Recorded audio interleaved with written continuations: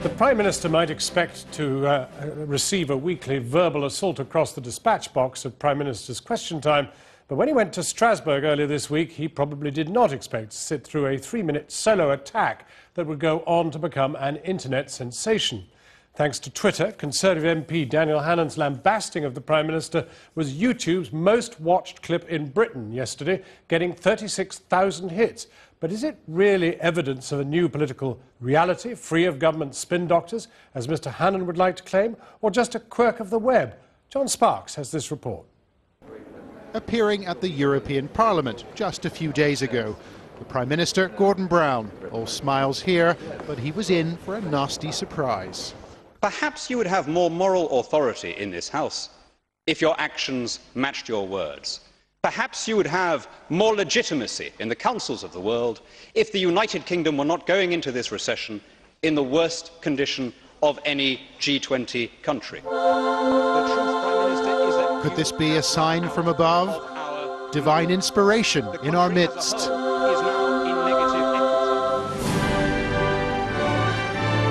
In Daniel Hannan MEP, have true Conservatives, at home and abroad, found a voice they can really believe in. He was a relative unknown in truth, yet now an overnight political sensation. Mr. President, members of the Parliament. In case you missed it, the Prime Minister was looking for support from EU parliamentarians ahead of the upcoming G20 talks. Instead, he got an unfettered tongue-lashing from Mr Hannan. Now, it's not that you're not apologising. Like everyone else, I've long accepted that you're pathologically incapable of accepting responsibility for these things. It's that you're carrying on, willfully worsening our situation.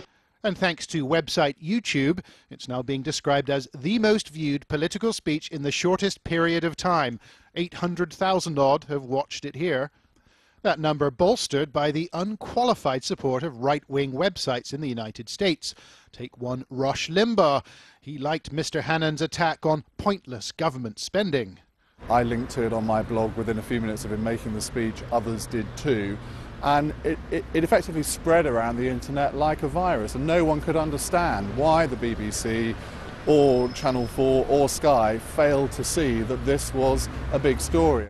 Hang on, let's not get carried away. Do the facts back up the MEP's well-practiced rhetoric? And that you have subsidised, where you have not nationalised outright, swathes of our economy, including the car industry and many of the banks. Well, the car industry's been promised £2 billion, but no subsidies have actually been paid, and no car company's been nationalised.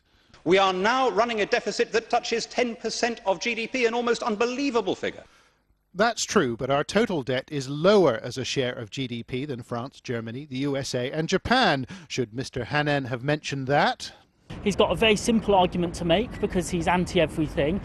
He's lambasted Gordon Brown, he's lambasted his handling of the economy, and no one's heard of him, so he's entirely new. Nobody knows this is the man who spent 4 years preaching to us all we should be more like Iceland, we should have no national regulation, no international regulation, and we'd all be prosperous. So Hannan is probably the least credible man in politics. Regardless, like many great orators of the past, Mr Hannan has caught the public mood, and the people, well, they want to listen.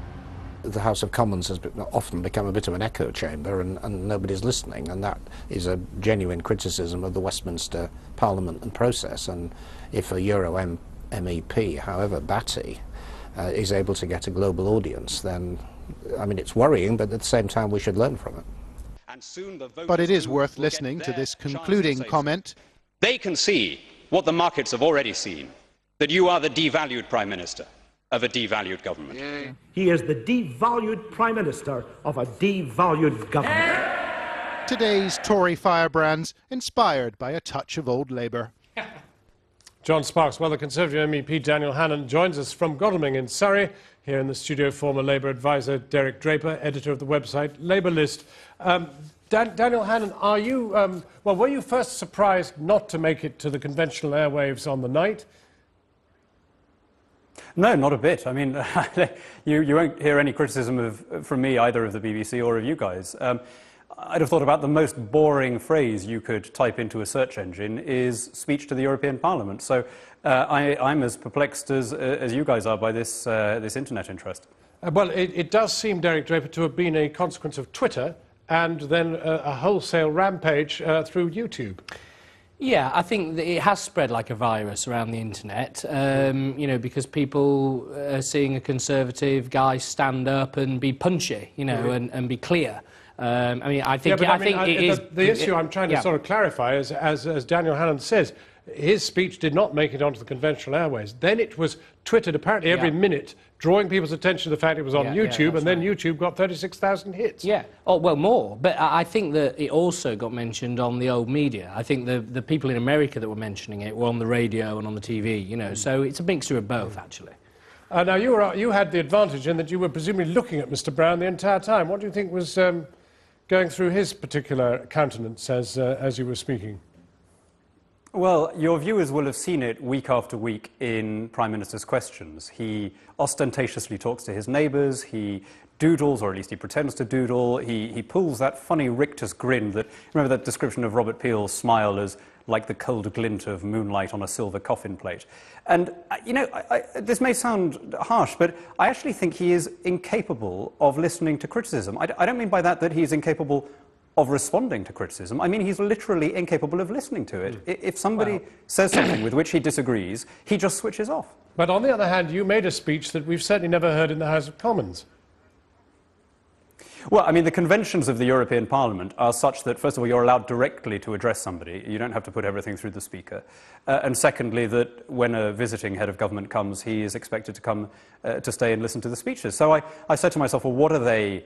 What would people in my constituency like to say to him? You know, here he is, he has to listen for once. What kind of thing would people like me to say? What would they say if they were here? And I tried to pass on what I get all the time around my home county's patch, which is people didn't ask, were never consulted about this level of debt. They never expected to have this deficit pressing down on their children. They never asked to have their money taken from them in taxes to be given to banks to then be lent back to them at interest. Well, however one wonders how it all got there, the fact is it was a very good speech, and it's not one that you would hear in the House of Commons, because you've got to agree with that much. I think it was a clever little public, you know, Etonian-style public schoolboy, Tory boy speech, yes. Unfortunately, it was factually wrong. Its analysis was ridiculous. But and Dan Hannan has spent 4 years saying we should have, has spent 4 years saying we should have less regulation, not more, and cut and cut and cut during a recession. So if we listen to him, we'd be in a much worse situation. So, you know,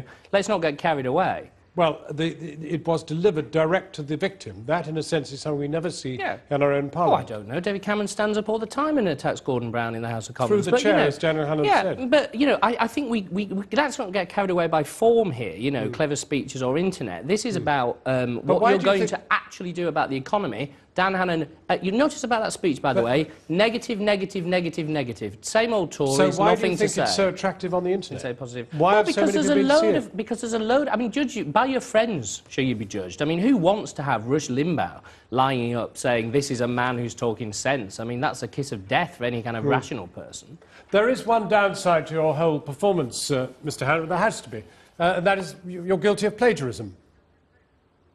Very deliberately. It seemed to me that it was an extremely apt remark that John Smith made, and it stuck in my mind as an undergraduate. We've now had more of a devaluation under this government in the last year than we had after White Wednesday. By the way, I think John Smith was absolutely right in what he said about John Major. I mean, you know, then again, we had a government that hadn't listened, was out of touch with people. And, you know, if you listen to people the way they're talking now, the way people are talking here in Godalming, where I'm doing a function, they are saying things that if I were Derek Draper would frighten me. They are similar. Daniel, it was a demented speech from a demented party. Alas, that's where we have to leave it.